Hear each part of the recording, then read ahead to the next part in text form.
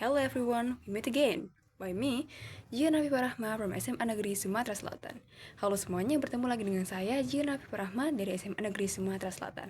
Here, I would like to give you my review again. Jadi di sini saya akan memberikan another review atau review lainnya. Nah, sekarang bukunya berjudul Berpikir Cepat, Bertindak Tepat oleh Ella Fatimah. Di sini bisa kalian lihat dari covernya atau dari epilognya juga. Di sini berisi buku tentang strategi atau planning untuk kalian ke depannya. Dan di sini Ella Fatimah itu memberikan trik atau cara-cara berpikir cepat dan bertindak tepat. So I will give you some side for this. Oke. Penyuntingnya adalah Sonny Adams, pemeriksa aksara Eko Loren, penata aksara Orwells, perancang sampul Zulkair, dan diterbitkan pada tahun 2017 di Yogyakarta. ISBN-nya bisa kalian lihat di cover buku di depan epilog atau awal bukunya. Oke.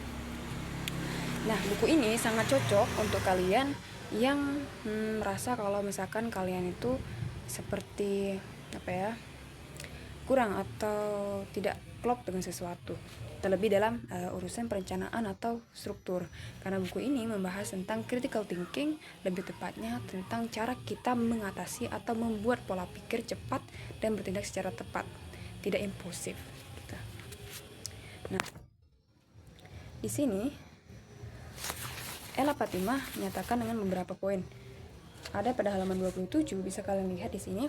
Saya akan membacakannya.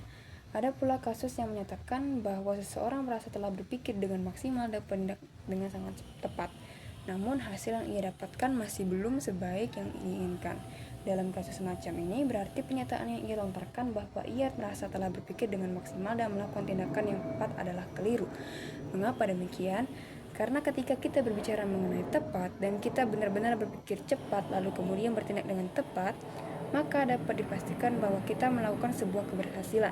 Berbeda halnya dengan ketika kita merasa bahwa kita telah melakukan hal itu dengan benar, namun hasilnya tidak tepat atau tidak sesuai keinginan. Logikanya, bagaimana mungkin jika kita telah melakukan hal yang tepat tapi menemukan hasil yang tidak tepat? Nah, mungkin dari beberapa pembaca masih sedikit confused atau sedikit bingung tentang pernyataan ini.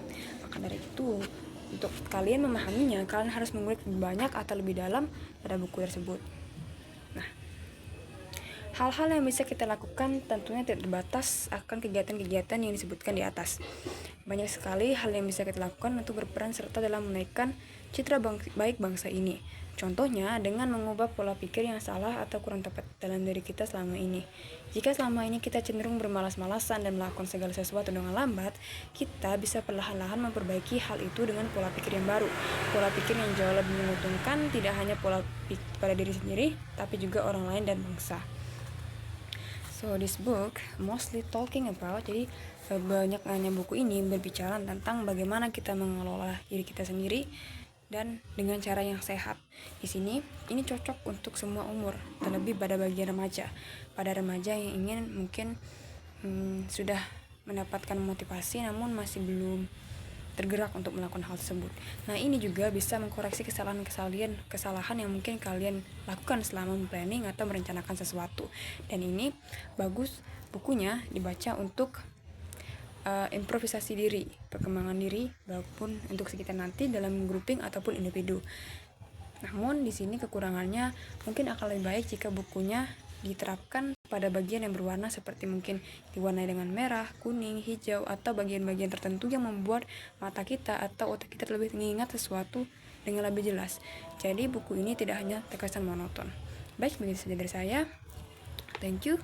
See you again soon.